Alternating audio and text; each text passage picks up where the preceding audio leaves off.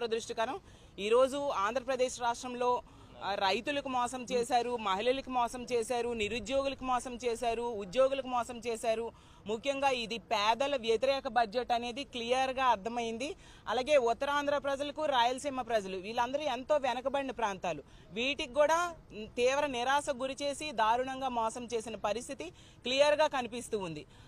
ఈ రోజు మహిళలకైతే నెట్ట నిలువుగా అసలు ఎన్ని పథకాలు సూపర్ 6 అంటూ ఆ రోజు ప్రవేశపెడతామని ఎన్నికల టైంలో హామీ ఇచ్చి ఈరోజు ఏ ఒక్కటి ప్రవేశపెట్టిన పరిస్థితి. అసలు వీళ్ళు ఎందుకు అధికారంలోకి వచ్చారు?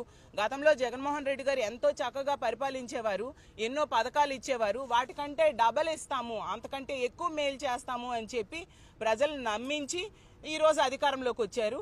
కానీ వీళ్ళు మేనిఫెస్టోలో పెట్టిన ఏ అంశాన్ని కూడా అమలు చేయని పరిస్థితి క్లియర్ గా అర్థమవుతుంది. ఈరోజు మహాశక్తి పథకం గురించి అయితే అప్పుడు ఎన్నికల టైంలో ఎంతగా గొప్పలు చెప్పుకున్నారు.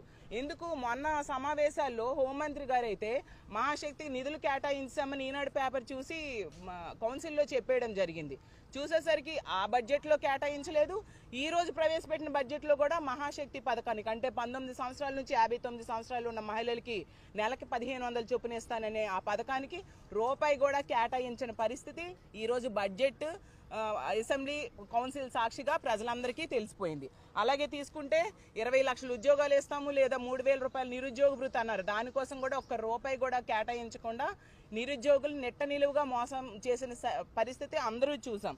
అలాగే తీసుకుంటే ఫ్రీ బస్సు, ఎన్ని గొప్పలు చెప్పారు ఫ్రీ బస్ కోసం.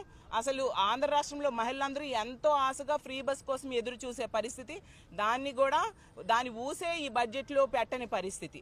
అలాగే తల్లికి వందనం, అలాగే రైతు భరోసా, ఈ 2 పథకాలకైతే అరాకొర నిధులు కేటాయించారు. అసలు తల్లికి వందనము కావాల్సింది 12,000 కోట్లు పైగా కావాలి సంవత్సరానికి.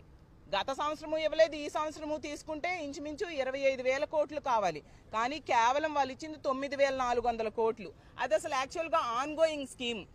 జగన్మోహన్ రెడ్డి గారి ముఖ్యమంత్రి అయి ఉంటే ఈ టైంకి చక్కగా తల్లికి వందనం మొన్న వచ్చేసేది, ఈ సంవత్సరం కూడా వచ్చేది. సో ఆ సంవత్సరం ఎగ్గొట్టమే కాకుండా ఈ సంవత్సరంలో చాలా తక్కువ నిధులు కేటాయించిన పరిస్థితి మన అందరము చూసాం.